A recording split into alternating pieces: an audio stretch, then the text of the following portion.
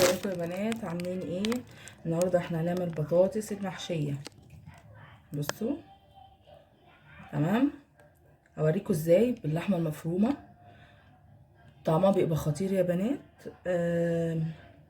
وهعملها لكم تاني بطريقه تانية بتبقى احلى كمان، يعني عشان الناس اللي هي ما بتحبش اللحمه بتحب الفراخ اكتر. هعملها لكم بالفراخ واعملها لكم بتكه جديده فيديو تاني. بس دلوقتي احنا هنعمل اللي هي ام لحمه مفرومه. طبعا ايه، انا قورتها كلها، خليتها كلها. ودلوقتي ايه، هوريكم ازاي نخلي دي. ثواني يا بنات، خليكم بس ثواني.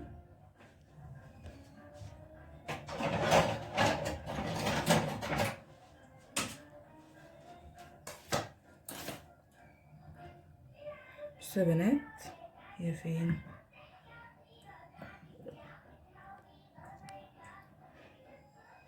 اهي يا بنات. اول حاجه تعملي لها ايه، قاعده كده. عشان لما تتحط كده. يعني بصوا دي مدبب ازاي، لو حطيتيها كده بصي هتقع، غير لما تعملي لها ايه، قاعده مستويه كده تروح واقفه في قلب الصينيه. تمام. هنيجي بقى هنا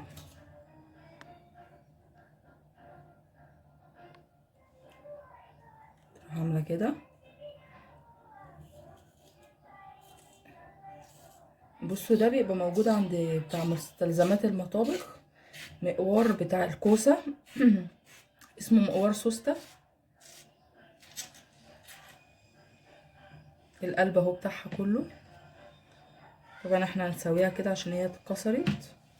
تمام. هنا اهو نروح عاملين كده بالمقوار التاني.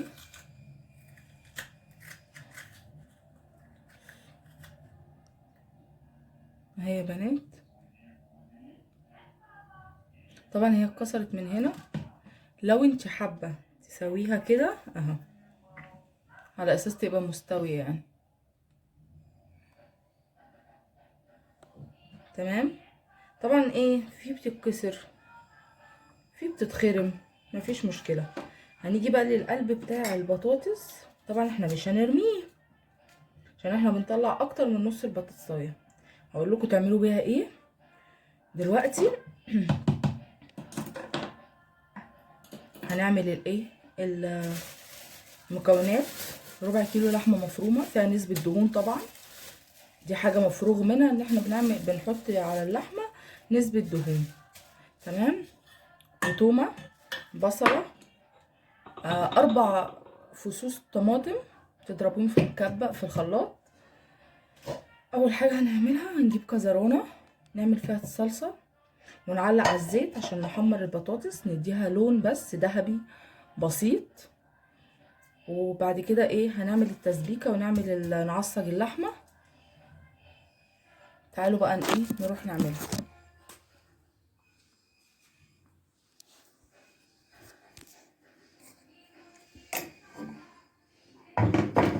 اول حاجه نعلق على طاسه الزيت اهي.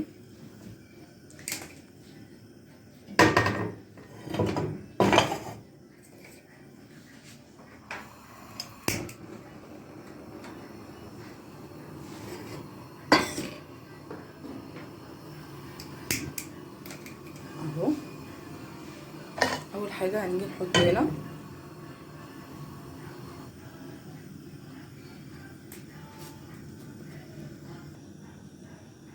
اهي يا بنات. هنحط زبده، وطبعا كالعاده زي ما احنا عارفين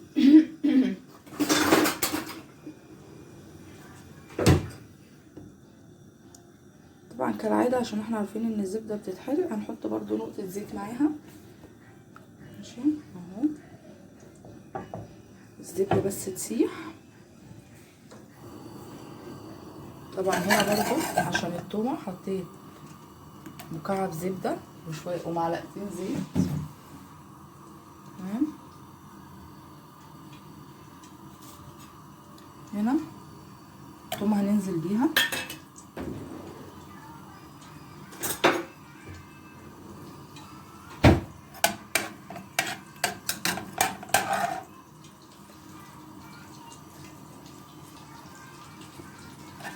نحمر هنا التومه. بصوا يا بنات اهي الزبده بتسيح. بصلايه متوسطه مفروم ناعم ماشي اهي. طبعا انتوا عارفين التعصيجه بتاعت اللحمه العاديه، احنا هنعصج بس اللحمه.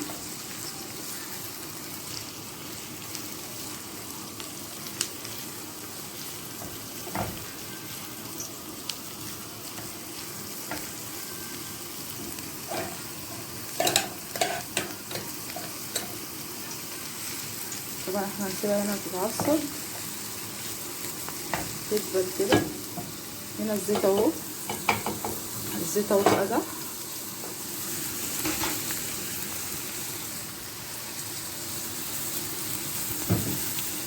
هنجيب البطاطس بقى، نحط واحده واحده كده. طبعا صفيها من الميه.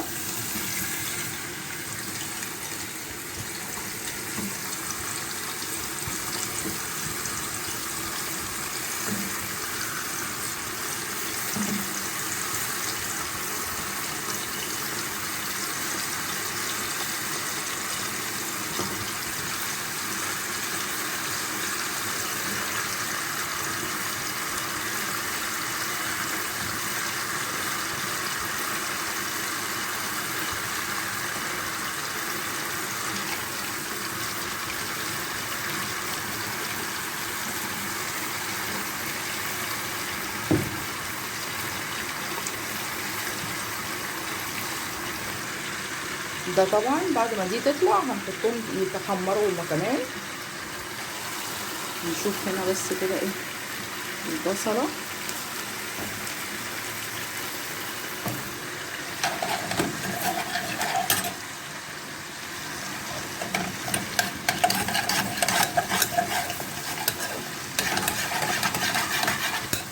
ثم اهي بتتحمر.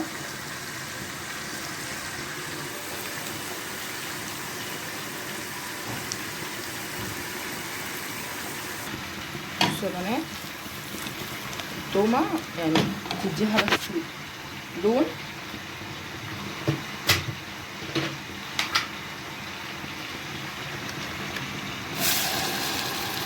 ننزل بالقوطه كده.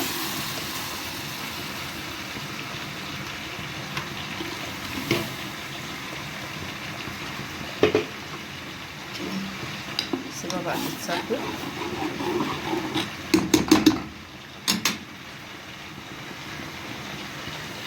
البطاطس اهي تاخد لون. نيجي هنا البصله.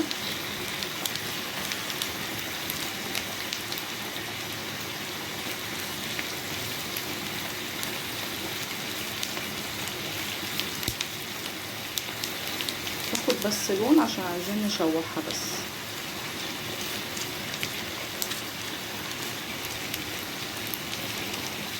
طبعا كلنا عارفين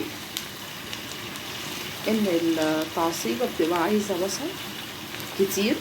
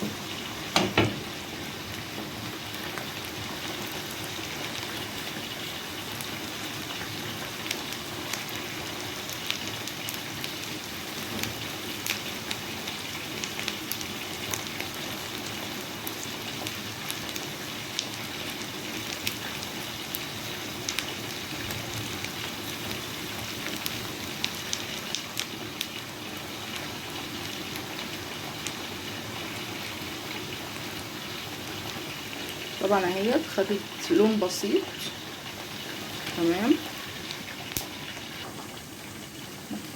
اهو يا بنات.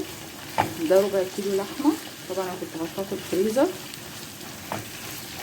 تمام عشان احنا طبعا الحظر اللي احنا فيه ده خلى الواحد ما بينزلش كتير ان انا اجيبها.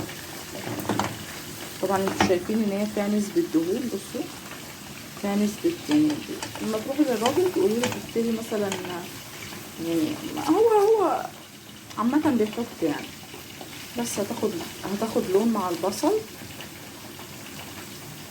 تشويحة بس، عشان ما نحط معلقتين تسبيكة من اللي احنا سبكناها ام توم دي.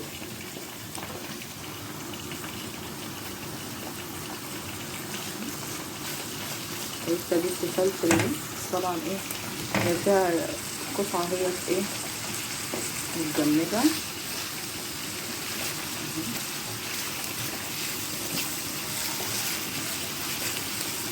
في مكعبات لحمة، هنحط مكعب لحمة دلوقتي، وهنحط فلفل اسود وملح والسبع حبوب.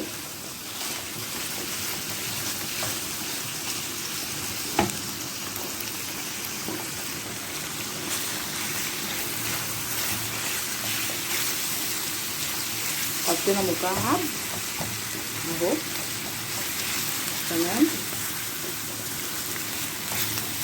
وحطينا فلفل اسود، طبعا كلنا عارفين عشان ريحة الزفارة لازم فلفل اسود.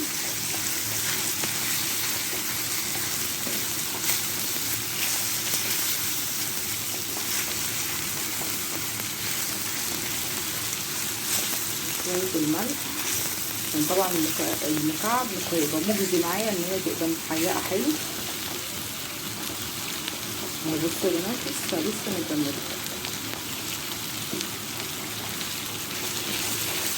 طبعا احنا بقى عايزينها تستوي، هناخد هنا حبة تسبيكة من اللي هي لسه ما اتسبكتش دي، هنحطها.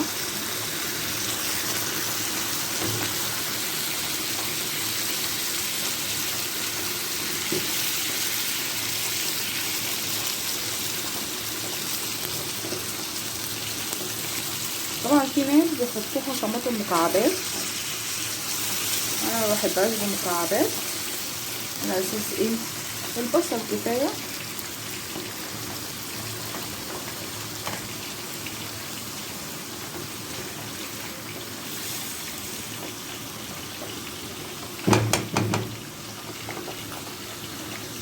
اهي يا بنات هسيبها تتسبك كده وتنشف خالص، هنحطها على نار هاديه.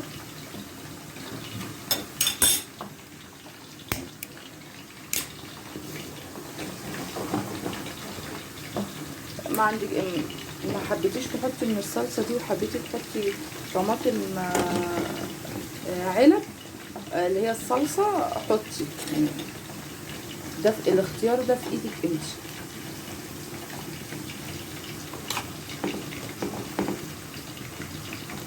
انا عايزاها بس تاخد الدرجه بس دي، في نفس الوقت بدل ما احط لها ميه انا حطيت لها الايه يا بنات.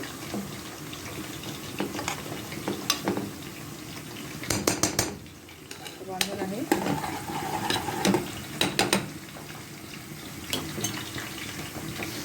هنيجي بقى نشوف هنا البطاطس عملت ايه.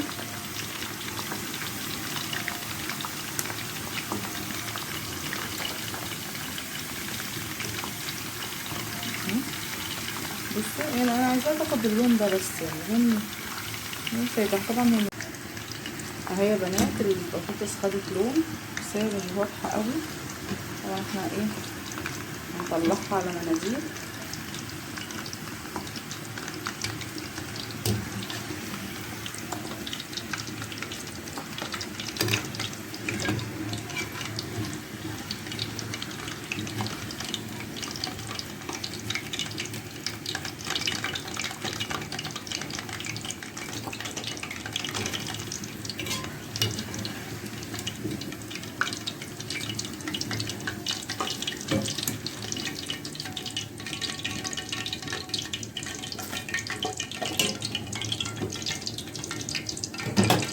دلوقتي بقى هنحط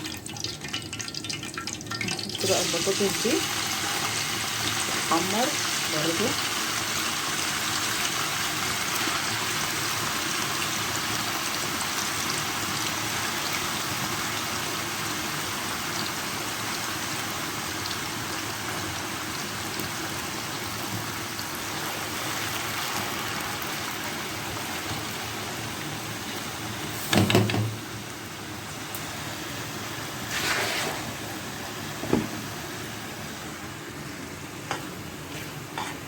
اهي بنات، اول بس ما تتشرب وتنشف ميبقاش فيها ميه خالص.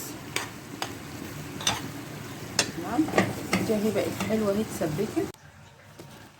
ازيكم يا بنات؟ نكمل بقى. بصوا يا بنات، اهي البطاطس، اهي البطاطس طبعا اتحمرت، بصوا مقرمشه ازاي. تمام، اول حاجه قبل اي حاجه خالص هناخد معلقه لحمه كده،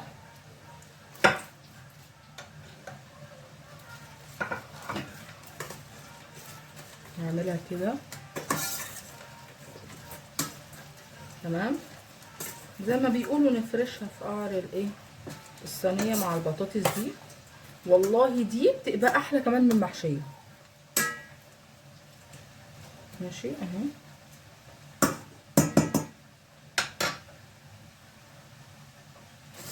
اهي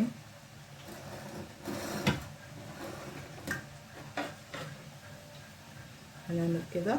طبعا احشي بايدك عشان المعلقه مش هتفيدك خالص، بس استني اما تهدى شويه عشان هي ايه سخنه قوي. طبعا دي كانت اتكسرت مني قوي وانا بقورها.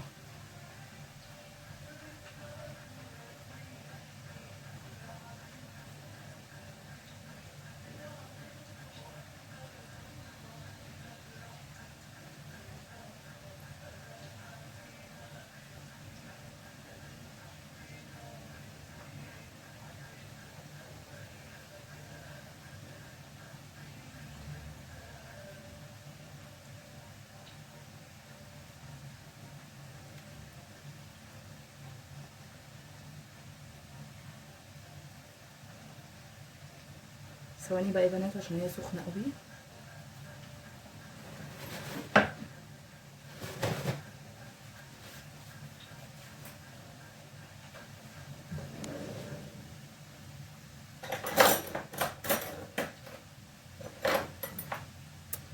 عندي معلقه صغنونه اهي، اصغر يعني من بتاعه الشاي، ممكن احشي كده بيها عشان بصراحه هي سخنه قوي.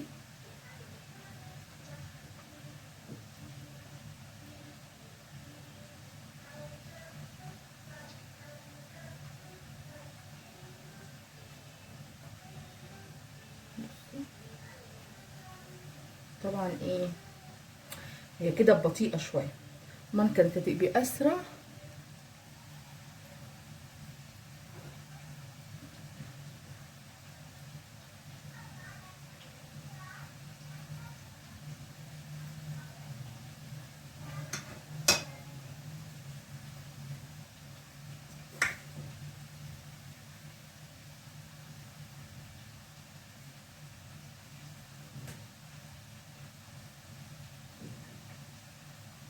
عادي خالص طبعا ايه، مكسوره انا مني اهي برضو في التقوير، عادي خالص خالص خالص ولا اي اندهاش.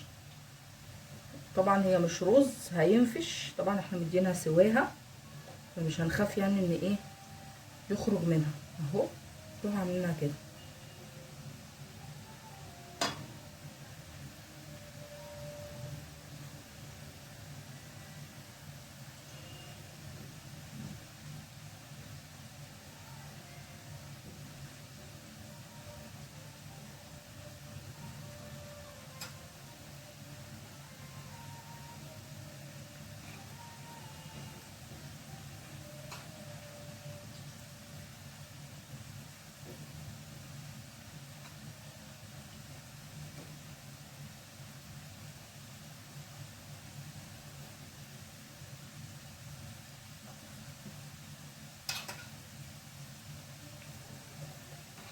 طبعا انا هعمل جنبها مكرونه او رقاق او اي حاجه.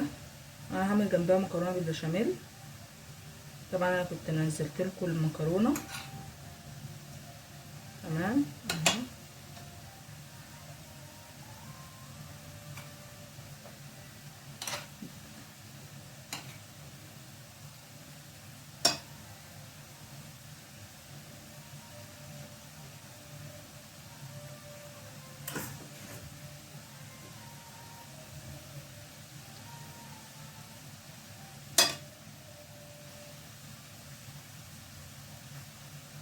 طبعا انت بقى خلينا نتكلم كده سوا على محشيها. طبعا انت بقى لو ايه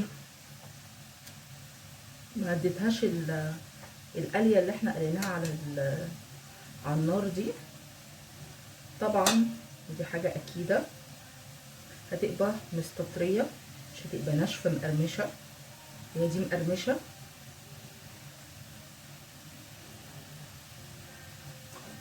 فايه طبعا الاحسن تحشيها بايدك، هتبقى اسرع. طبعا احنا وانا غاسله ايدي طبعا، والكحول اللي احنا مغرقين نفسنا بيه ده ومغرقين الشقق بيه،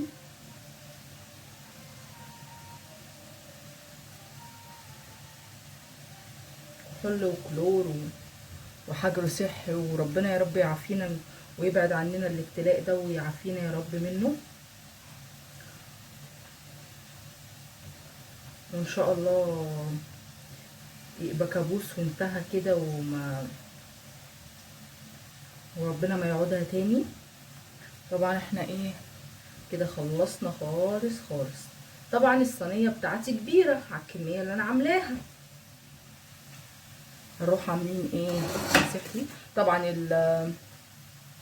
اسمها ايه اللحمه اللي فاضت دي هحطها في علبه، وعادي خالص نستعملها في اي حاجه تاني.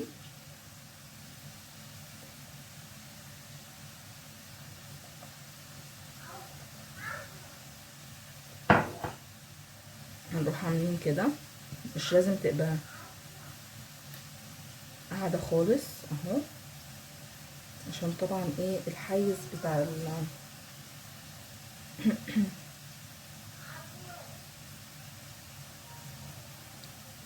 بس كده.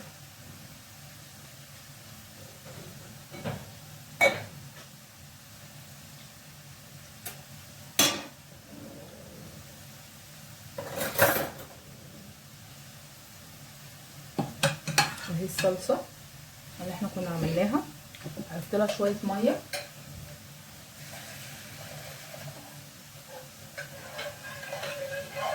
خففتها اهي.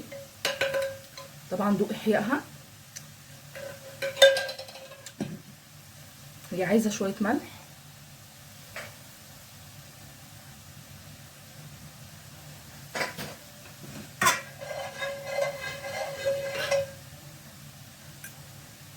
ايوه كده طعمها جميل. نعمل كده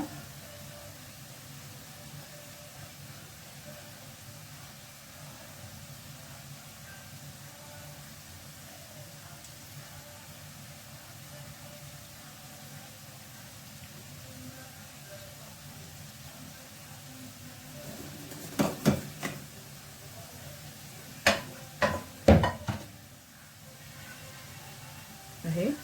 هنحطها في الفرن، واما تقصر يعني تنشف كده هنشغل لها الشوايه، ويبقى كده خلاص كده خلصت. طبعا لما تطلع من الفرن هصورها لكم. اهي يا بنات طلعت من الفرن، بصوا دي البطاطس اللي هي ايه عملناها باللحمه. بصي عشان قلت لك ما تخافيش.